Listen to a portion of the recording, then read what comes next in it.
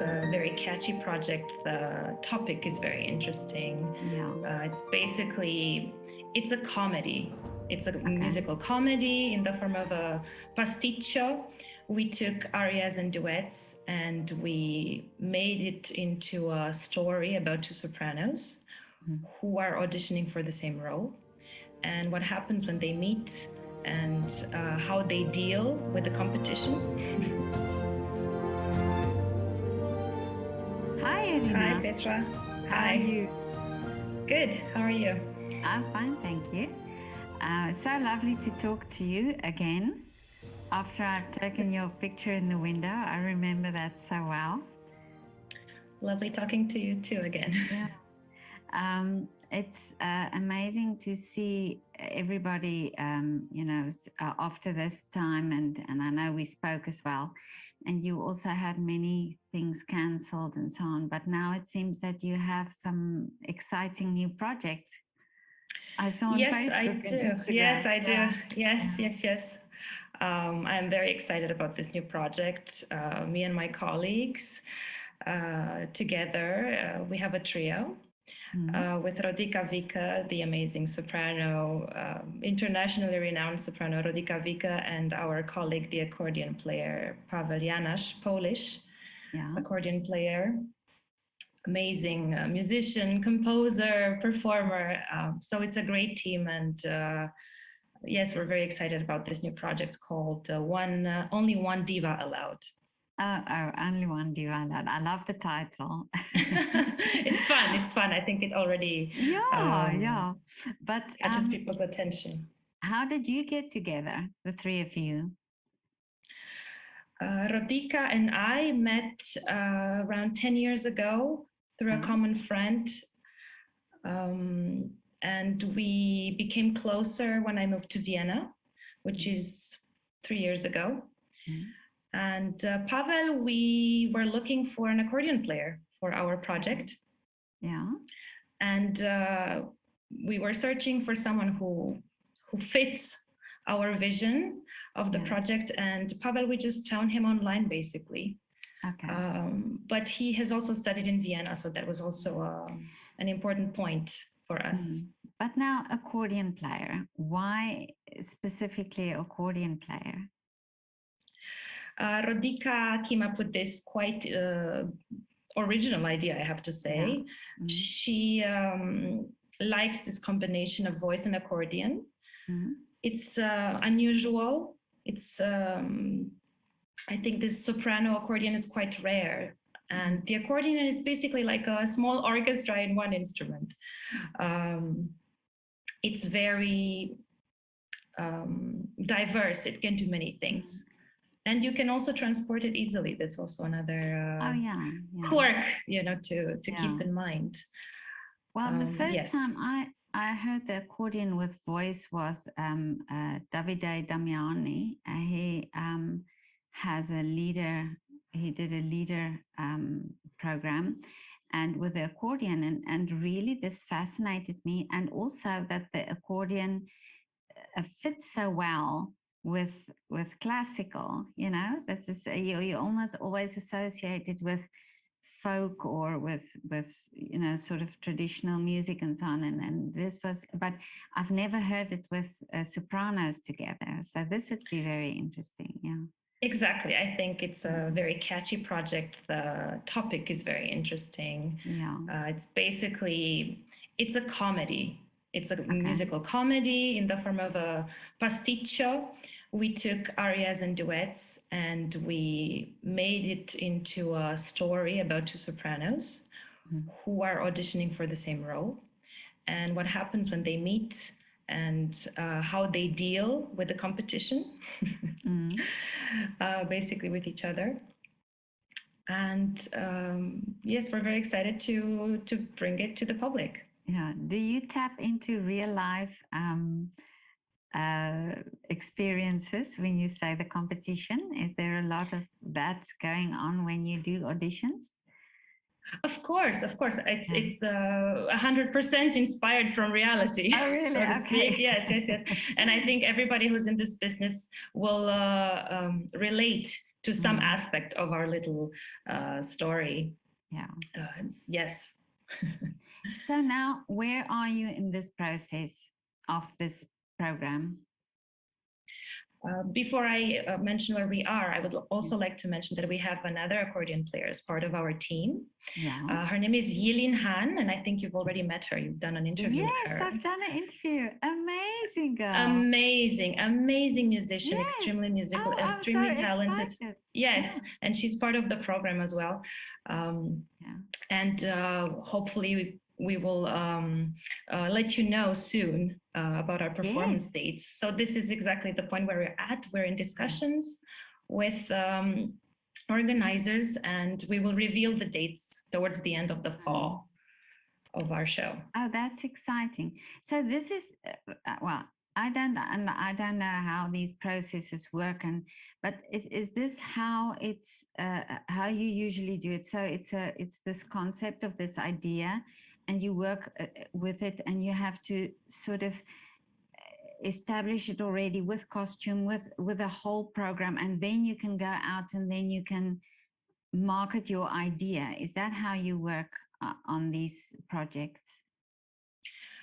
This is how at least our team works. Yes. Yeah. Once you have the concept, of course, we've filmed the trailer and we've already released it. And now it's obviously a collaboration matter between festivals and our show. Okay. So, and what is the wish for this program? What would you wish would happen?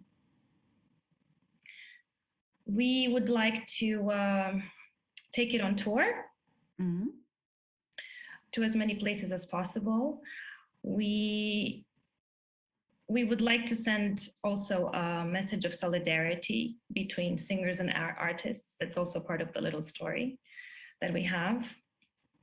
It's, I guess I'm calling it a little story because the action takes place in one day, but the story, I guess, is bigger than that. Of enjoying music again, of performing again,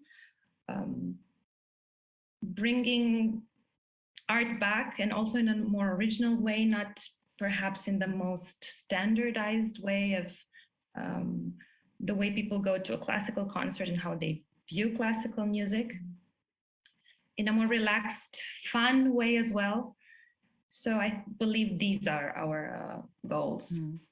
Well, I think it's so refreshing also after this time, because what I also realized with my program, well, my project that I did, and I think this is also in the industry amongst each other, because many people would say to me, wow, I didn't realize there were so many conductors in the city, or I didn't realize there were so many singers in the city. And, you know, it made me think that actually I've photographed over 500 artists in their windows. And if I think of it, I can remember where everybody lives. I've passed your building many times and thought of you because I could recognize the window. And of course, I have this association. And I think of everybody as an individual. And I think this is how the artist that you are. So this is why there is a place for everybody, because you bring to the art, everybody brings something different to the art. So I think it's a program like yours is such a great message then to say, let's rather work together than be in competition constantly. Exactly. I also wanted to say how original your idea was, photographing all of us, so to speak. And I think it made us also realize that we're so connected, that we were all in the same situation, that everybody had to wait out until the lockdown was over, until we could perform again and work again.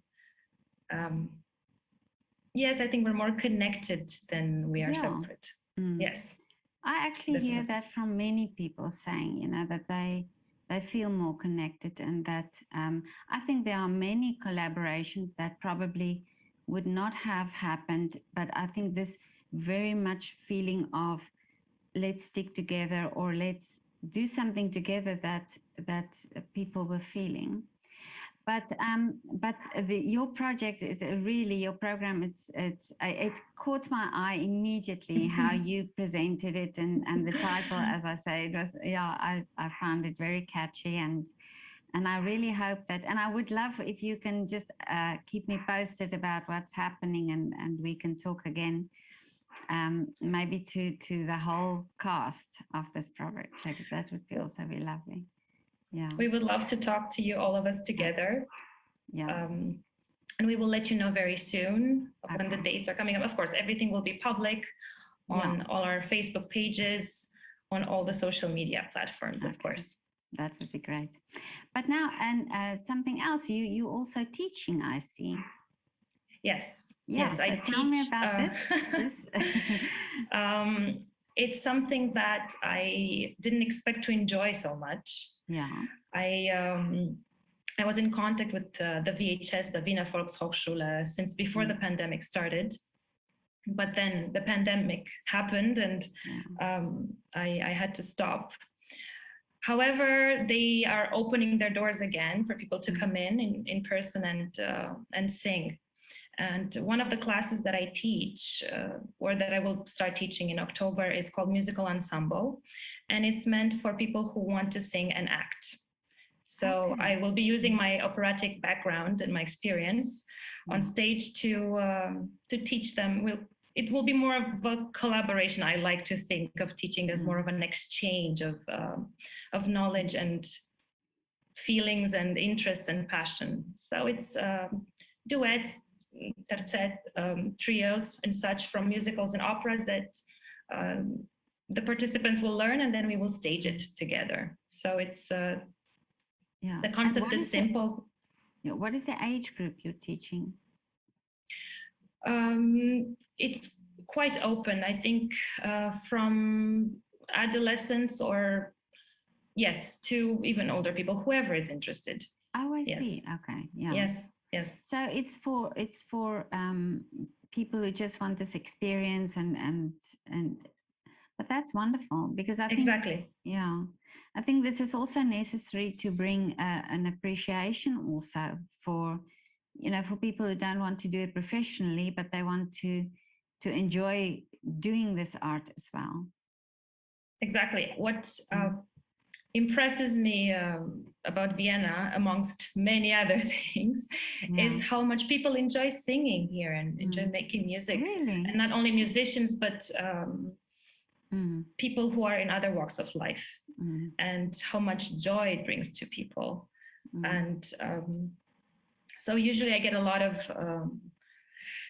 personal, I feel very fulfilled when I teach people from other professions, let's say. I also have youngsters who want to pursue this professionally and they come and prepare. But overall, it's people who just want to enjoy singing and making music and hopefully now in October also act and do some theater work. Yeah. Yes. Well, there's this very famous song in a musical, and I don't know if it's The King and I, where Anna sings. It's from your pupils you learn, or it's something to do with the teacher. From your pupils you learn a lot, or something like that. And I always thought of this because I homeschooled my children, and I remembered how much I learned from them, from teaching them. Yes. And I think teaching, and especially in art, I think teaching is such a valuable thing to do for artists, because I think you're not just teaching the art, but you're also teaching the appreciation for the art and the love for the art. And I think this is so important. Very much so. And hopefully also the appreciation for the self that can put out something lovely into the world. That's true. Yes. Little detail. Yes. Yeah, I didn't think of that, but yeah, that is so true. But so you'll be teaching there, and then. But I want to ask you now something. You actually came to Vienna right before the pandemic, or not long before the pandemic. You said 3 years. Yes, I actually came to Vienna to start studying psychology. That's a bit of I a see. detail in my personal history. I came to Vienna to study psychology at the University of Vienna. Yeah. And I did a year of psychology, and then the pandemic started. Yeah. And that's an overlap in my biography, so to speak. Yeah. So I was doing music and psychology, which is an aspect that I want to use in the future.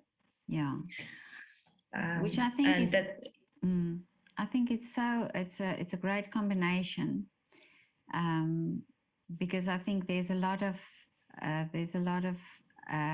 connections, you know, that the art and the psychology brings. I believe, for sure. I think it's a major aspect of course, for everybody. But as an artist, I believe you're in constant connection with the self, whether you realize it or not. So you have to take care, I guess, of your inner world and appreciate it, as I was saying before. Appreciate the self that puts out art and value and feelings and all these wonderful things that humanity needs. And a lot of artists, I believe, need more support in that area, in the psychological, mental health area. That's also a huge topic, I believe. Yeah. And so it's something that interests me, and I hope to also help musicians in the future with that. I think there's an urgent need for that kind of care for artists. I'm not quite sure why it hasn't happened yet, but I guess I will I will be part of that movement, or I am already part of that movement. The conditions sometimes that artists have to deal with are not modern. They're still kind of part of that old way of thinking, perhaps because the art form is also old. I'm not sure. But I think it's quite an important point. And artists should dig deeper, let's say, in that direction, take care of themselves, look for help, look for support, just as athletes do. I mean, athletes are the same, I believe, and especially ballet dancers, for example. They're like athletes, but artistic, right? There are artists, athletes who are artists at the same time. So it's something that we need to think about. Yes, well, I mean, all the best with that work that you're doing, because I think it's very needed, and the fact that you thought about it and to do it, it's wonderful.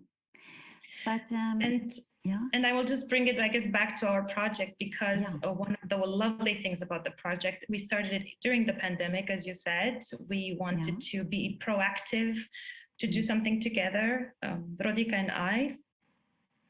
And we were also free to do whatever we wanted. We were free to basically put a spin on opera and singing,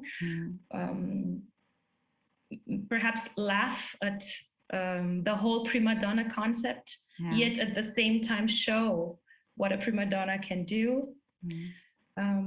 So I believe that brought us a lot of freedom and a lot of confidence. Speaking of creative and mental health and well-being. Yes. So it was almost therapeutic for you to do this. I think without realizing, yes. We didn't start it in a we just wanted to be proactive, stay fit, stay in shape, and still keep going, move forward. Well, it's interesting that you say that, and I wonder how many, because I've been asking many artists as well, do they think we will recognize a change in art, in music, and in composing and dancing and so on?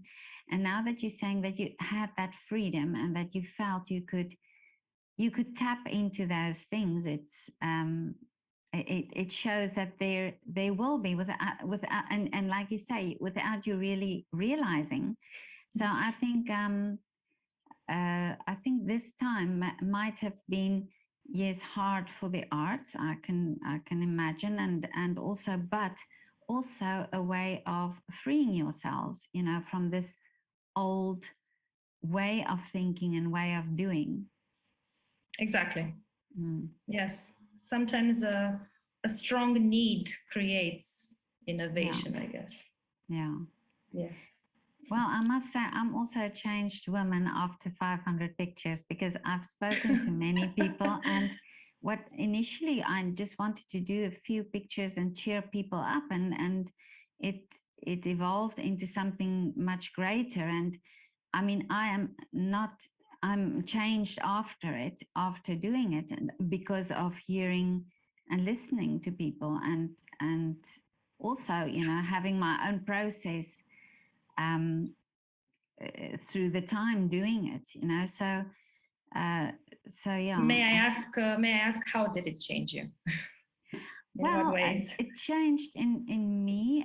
Well, my whole perspective of many things of myself, you know, personal things that I had to deal with and gone through, and it made me realize about the fact that art is really so important, so much part of life. It's a way of giving, and I think it's if we have to understand love, we think of love as something to do with two people, you know, loving each other.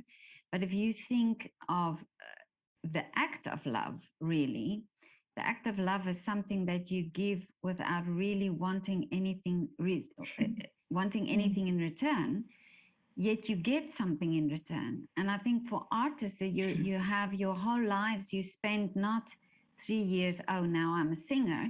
You really, it's a process that you go through since a very young age, where a seed is planted, and you go through this whole experience, and you know, self-doubt.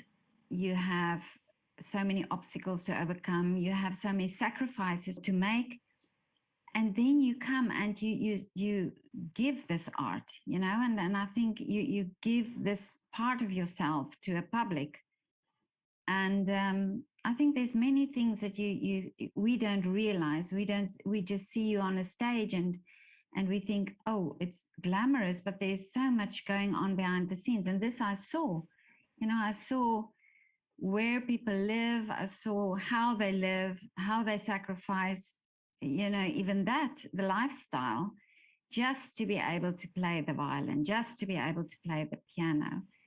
And I think, I think this is why I think it's so important that we talk about this, you know, and we talk about art, and we talk about what you do and why you do it, you know, and this is why I also do these interviews, because I find it very important.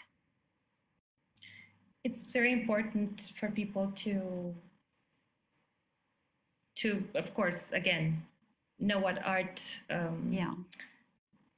is worth, in the sense, as you mentioned, sacrifices, and people really putting their heart and souls and lives into it. And also to remember, I think, for the public, to perhaps not to remember, but to know how important it is for them to keep it, to stay alive. I believe that's because perhaps everybody says yes, but we have also our hardships, this and that. But it's through this connection that I believe artists are so vital, because they make people happier. They make people be in touch with their emotions. They awaken something perhaps inside of them that is buried under worries, financial problems, I don't know. But exactly as you said, we also sacrifice something in order to connect with the public and to bring joy, emotion, life. And there's no point, I believe, in living if we don't have have that.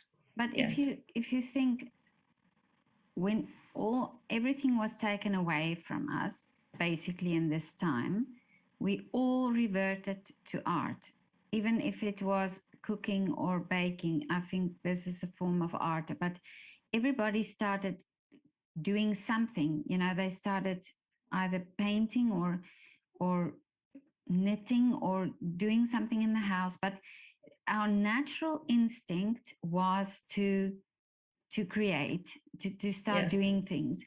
And even if you were not a musician or an artist, you would still do something. And so really art is part of everybody. Some people Yes. just develop their art in a different way, but art is really part of everything we do. And I think if we think of it that way, we should really be thinking our children should grow up.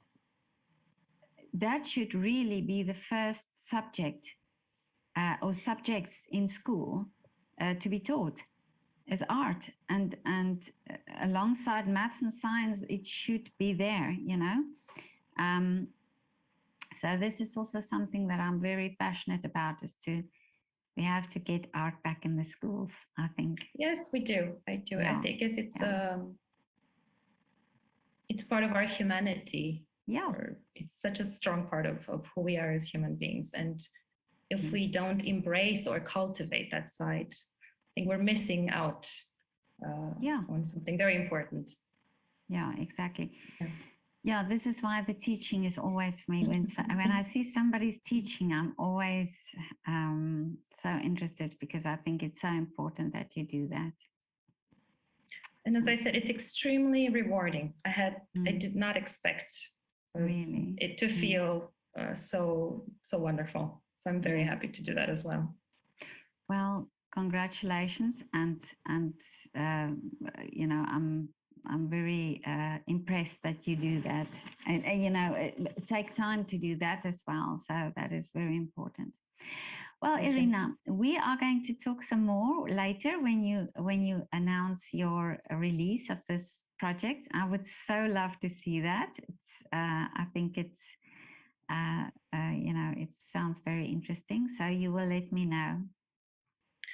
Definitely. Okay. I also want to thank you for doing these amazing interviews and everything you've done for artists for the past 2 years, pointing out constantly artists all over the city with the motto, the heartbeat of Vienna. I always see your posts, and I enjoy them very much. Of course, yes. And thank you very much for inviting me to talk to you today. And we will definitely talk again in the trio format that I've mentioned. Oh, that would be great. Yeah. No, thank you for your kind words. Really, it's I do value that very much. But yes, so have a lovely afternoon. Thank you. You too. And we'll speak again soon. See you next time. Okay. Thank you. Thank you. Bye.